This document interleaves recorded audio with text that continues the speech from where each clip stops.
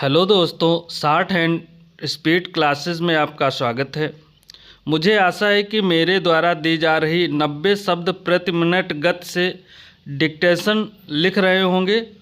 जो आशुलिपिक का पद किसी भी विभाग का हो, चाहे Allahabad high court, Bihar high court, Rajasthan high court, Uttarakhand high court आदि, UP triple SC, UK triple SC, Bihar SSC आदि सभी विभागों के लिए आप डिक्टेशन लिख सकते हैं।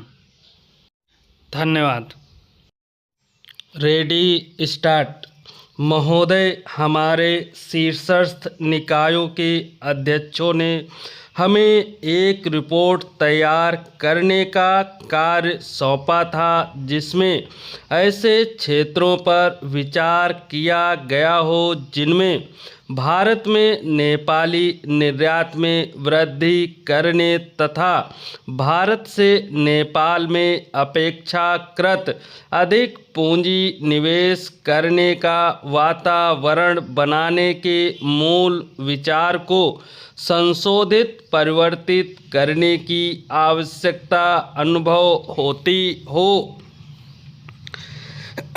इस मानदंड तथा विशिष्ट समय सीमा के अंतर्गत रहते हुए कार्य दल ने व्यापार पारागमन तथा पूंजी निवेश के संदर्भ में नेपाल तथा भारत दोनों देशों में मौजूद बाधाओं को दूर करने की कोशिश की।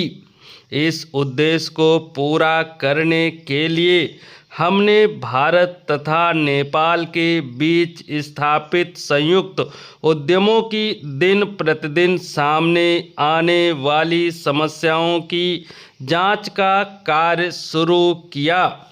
यदि उक्त कार्य को पूरा करना है तो इन समस्याओं का व्यवहारिक तथा तात्कालिक हल ढूंढना होगा।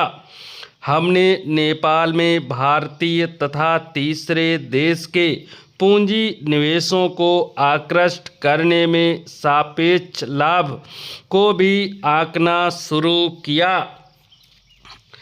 पिछले 4 वर्षों के दौरान नेपाल से भारत को किए गए निर्यात में 54% की वार्षिक वृद्धि हुई और भारत से नेपाल द्वारा किए जाने वाले आयात में 71% की वार्षिक वृद्धि हुई, जिसके परिणाम स्वरूप दोनों देशों के पारस्परिक व्यापार के अंतर में 75% की वार्षिक वृद्धि हुई।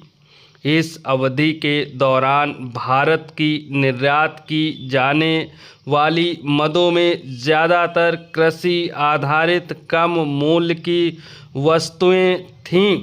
नेपाल द्वारा भारत से किए जाने वाला आयात लगभग 2 गुना हो गया और इसमें अधिक निर्मित वस्तुएं तथा उपभोक्ता वस्तुएं शामिल थीं। उस समय 17 बिलियन नेपाली रुपए के व्यापारिक अंतर को देखते हुए इस प्रवृत्ति में और अधिक वृद्धि होने की संभावना थी।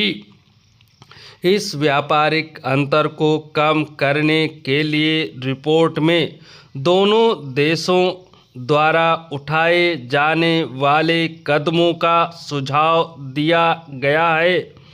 इस रिपोर्ट ने नेपाल में सापेक्ष लाभ के 3 क्षेत्रों अर्थात पन बिजली, पर्यटन और उच्च मूल्य कृषि उत्पाद का भी पता लगाया है। नेपाल में निर्मित ऐसे औद्योगिक उत्पादों को जिनके 50% कारखानागत मूल्य में नेपाली सामग्री अथवा नेपाली और भारतीय सामग्री तथा श्रम लगा हो, भारत में सीमा शुल्क मुक्त आयात की अनुमति है, तथापि उन पर भारतीय केंद्रीय उत्पाद शुल्क के बराबर प्रति संतुलनकारी शुल्क लगता है, जो सामान्यतः काफ़ी अधिक होता है।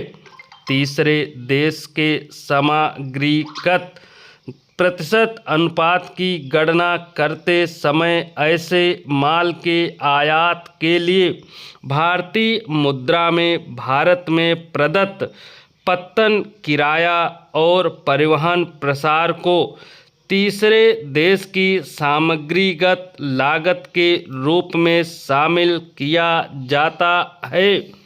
ऐसे कुछ उत्पादों का भारत का निर्यात गुणवत्ता प्रमाण को न समझ पाने की वजह से अवरुद्ध भी होता है। स्पष्टतः उपयुक्त व्यवस्था से भारत में नेपाली निर्यात को संवर्धन नहीं मिला है।